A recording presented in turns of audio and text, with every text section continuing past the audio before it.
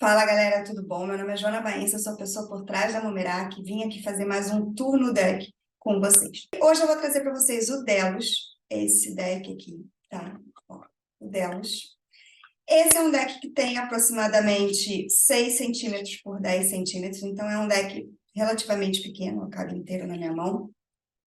E eu até hoje não achei o original dele.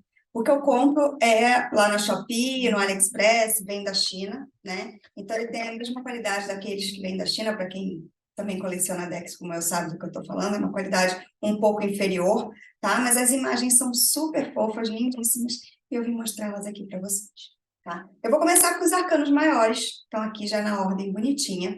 É um deck que ele é inspirado no Rider-Waite, ou no Smith-Waite, né? Depende de como você quiser chamar, mas naqueles desenhos da Pamela Smith, né? Então, a simbologia dele é muito parecida com um deck clássico, né? Vamos lá. Essa aqui é a carta do louco, né? E mostra o bobo da corte, né? Não sei, para quem não sabe, o louco foi a única carta do tarô dos trunfos, né? Dos 22 arcanos maiores que sobreviveu no nosso deck de baralho comum. Então, ele entra como coringa, né? Por isso tem essa imagem aqui, né? Então, a gente tem o sol, a gente tem as montanhas, a gente tem ele indo em direção ao despenhadeiro, mas com uma flor na mão, carregando pouca bagagem, né? É uma carta bem jovial, alegre, tem umas cores que puxam sempre para o amarelo, né? Depois a gente tem o mago, né? Que é aquela carta onde você já tem as habilidades, as ferramentas, né? Que a gente vê todos os elementos aqui em cima da mesa, prontos para serem usados. Aí a gente tem a carta da papisa ou da sacerdotisa, né? Ela sentada aqui entre essas duas pilastras com a lua, falando da conexão, da intuição, da necessidade de ficar de boca fechada, de prestar atenção. Aí temos a imperatriz, né, que é esse poço de feminilidade que representa a abundância, a fluidez, né, e ela está aqui no poder dela, porque segue de coroa e cetro na mão. O imperador, que é o número 4, né? O 4 é o número que fala de estrutura, então ele está sentado num trono mais quadradão, como vocês podem perceber, com o mundo na mão, porque ele traça essas estratégias o tempo inteiro. O Papa, ou o Hierofante, ou o Sumo Sacerdote, né? Que é uma carta que fala também sobre estrutura, sobre ter a chave das coisas, sobre ensinar, sobre instituições, sobre... é uma carta muito que fala sobre liturgia, da necessidade das coisas serem como devem ser no tempo que devem ser. Pois é, namorado, super fofinho, com cupido aqui em cima, ó, né? Representando um pouco a história de Eva e Adão no Jardim do Éden. Então, a gente tem a serpente, que fala de desejo, né? O fruto proibido. A gente tem as escolhas a serem feitas, e por isso faz essa alusão a essa história, né? Além de, claro, ser uma carta que fala de amor. Temos também um carro que segue tendo 2 cavalos, um preto e um branco, né? Tendo que decidir para qual caminho vai, mas é uma carta rápida, é uma carta de vitória. A força, lembrando que em alguns baralhos a força e a justiça mudam de lugar, então a gente tem o 8 e o 11 alternando. Nesse deck, a força é o número 8, e fala sobre essa habilidade de domar os próprios instintos, ou de não agir impulsivamente, ou de ser estratégia até um pouco manipulativa na forma de tocar as coisas. O eremita, né, que é o sábio do baralho, que tem a luz com ele, né, que busca o isolamento, a solidão, a solitude, na verdade busca olhar para dentro, estar consigo mesmo, aprender, autoconhecimento. A roda da fortuna é uma carta que fala de ciclos também, de karma, de destino, de às vezes a gente está em cima, outras vezes a gente está embaixo, e a ideia é que a vida está sempre mudando de posição. A justiça, a carta número 11, né? Que fala sobre justiça, com a espada da verdade, com a balança, balancear emoções e o racional, né? É uma carta libriana, para quem não sabe. O pendurado, que é uma carta que tem um 4 aqui ao contrário, ó, reparem, né? Então, ele meio que faz um contraponto do imperador. Ele não tem estrutura, né? Ele está no momento de pausa, da necessidade de ver as coisas sobre uma outra perspectiva, de ter algum insight. A carta da morte, que muitas vezes vem representando, né, a morte e o renascimento aqui pelo sol, tá vendo? Como se o sol estivesse nascendo, né? Os cortes que precisam ser feitos para que novas coisas tenham espaço e nasçam. A carta da temperança, né, que é uma carta que fala de cura, de administrar, de gerenciar coisas, é uma carta que fala de tempo, de resiliência. O diabo, uma carta de excessos, de vícios, né? É uma carta de paixões, de muito trabalho, muito dinheiro, dependendo da pergunta que você está fazendo, pode até ser uma carta positiva, né? Mas fala com certeza desses excessos. A carta da torre é uma carta que mostra alguma coisa externa derrubando o que a gente acha que está solidificado, né? Então, é uma surpresa que vem e que, de alguma forma, abala a gente, as nossas estruturas. A carta da estrela, uma das minhas preferidas, né? Que fala sobre fluidez, sobre abundância, sobre fé. A carta da lua, que fala sobre dualidade, sentimentos profundos, luz e sombra, ver o que foi varrido para debaixo do tapete.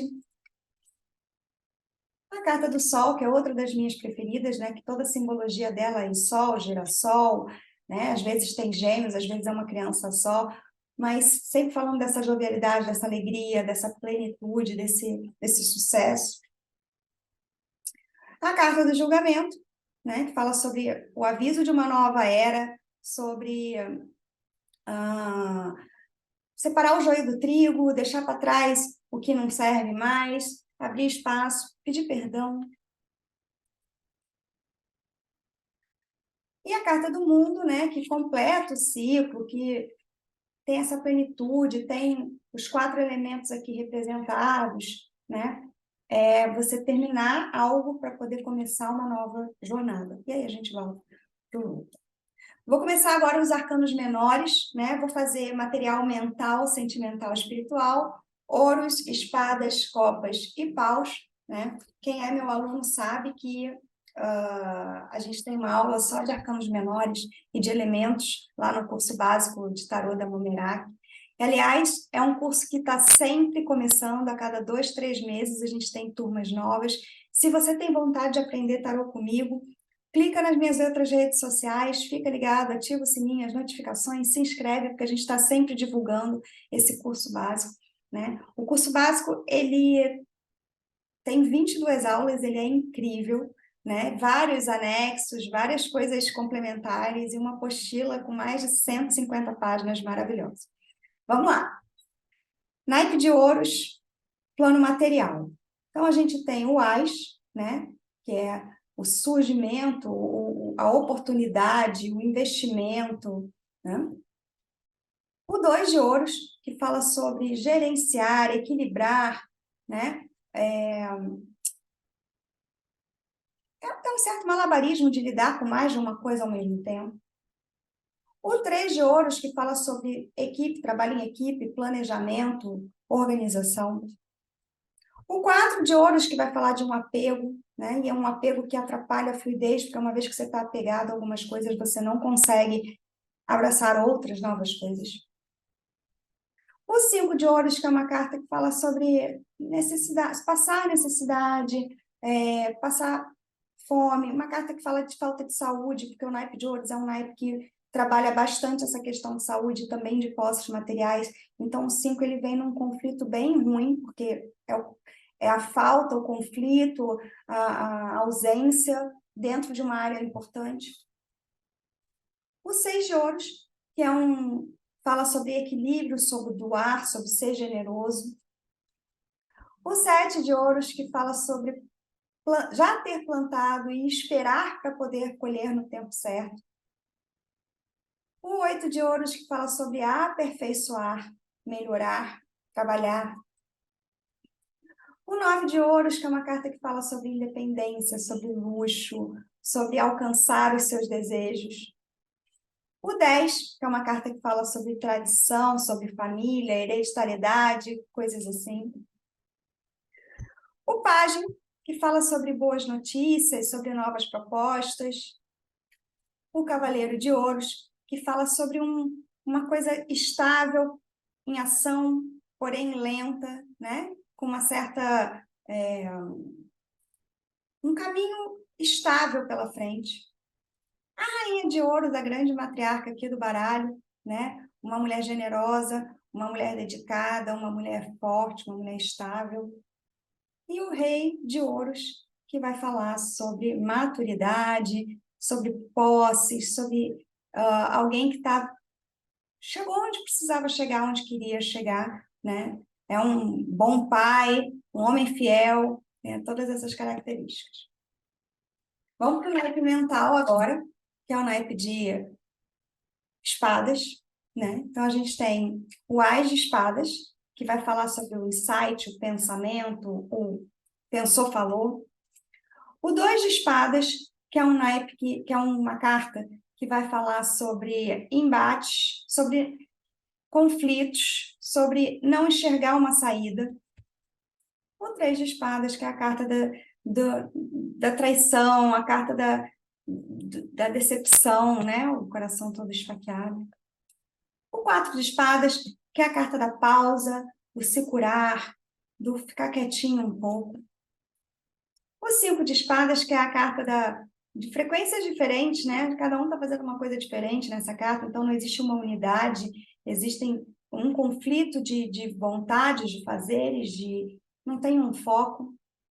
O 6 de espadas, uma carta que vai falar sobre jornada, sobre ir em direção a águas mais calmas, sair de águas turbulentas e para águas mais calmas.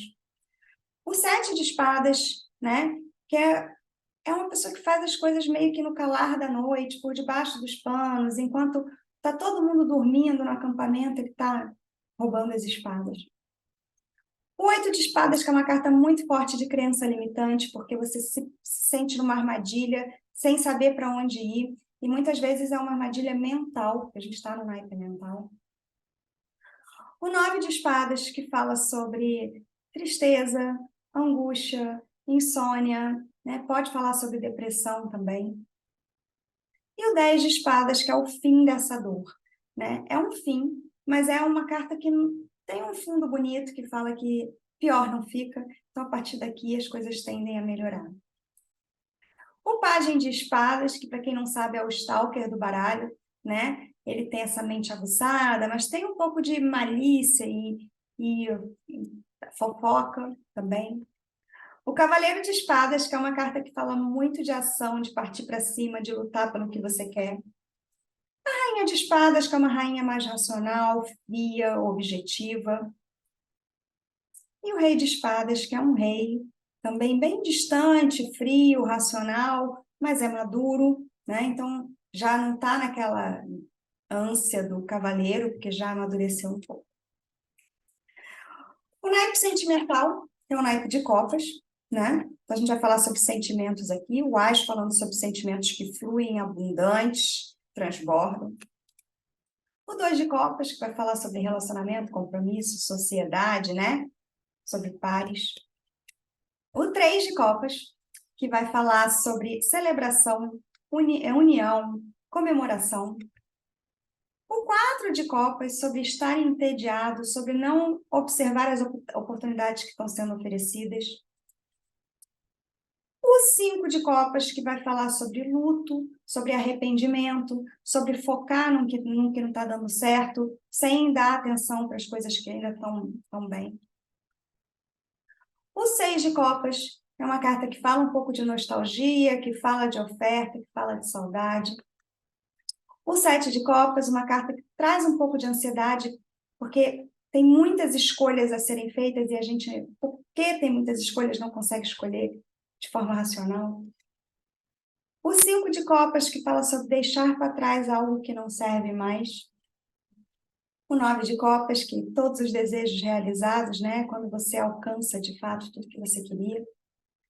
E o 10 de copas, que é a tal da família do comercial de margarina, né, que eu gosto de falar. Então, é a plenitude emocional. É uma coisa um pouco utópica, seriam felizes para sempre, mas é a busca disso. O pajem de copas, que pode significar um encontro, um convite para sair, algum evento. O cavaleiro de copas, que fala sobre uma pessoa sedutora, uma pessoa que oferta o amor, que é sincera nos sentimentos, mas que não cumpre a longo prazo.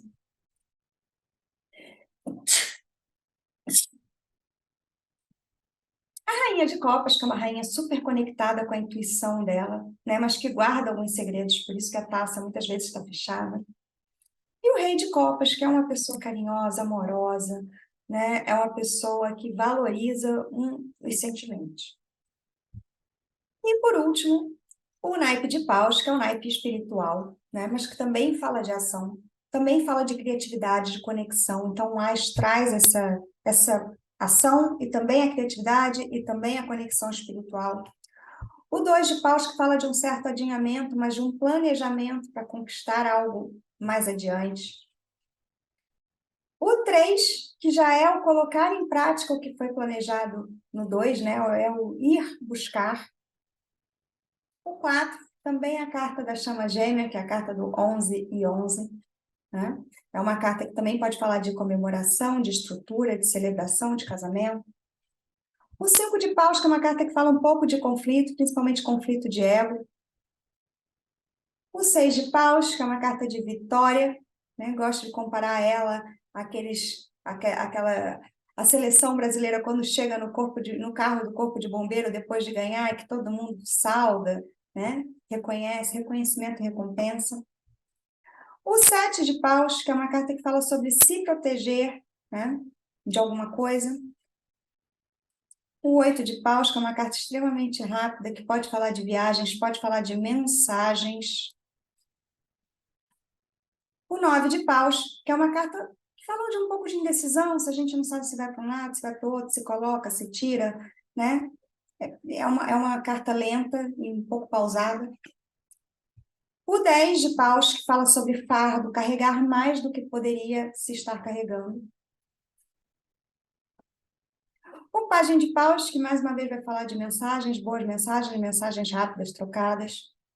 O cavaleiro de paus, que é o líder, que é aquele que incentiva, é aquele que, né, põe paixão nos outros. A rainha de paus, que é a dona da porra toda, é a mulher empoderada do baralho, no sentido de não precisar de ninguém para nada, pode ser uma empreendedora, é alguém que vai atrás do que quer. E o rei de paus, que é o carismático, o líder carismático, maduro, né, e do elemento fogo. Então, galera, esse aqui é o Delos, que eu acabei de apresentar para vocês no Turno Deck, e eu espero que vocês tenham gostado e aprendido um pouquinho mais. Tá? Então, se você ainda não segue a gente no Instagram, no TikTok, no YouTube, se inscreve, ativa o sininho, fica ligado nos cursos, a gente tem muita aula gratuita por aqui, se você quiser aprender mais um pouco, e estou esperando vocês.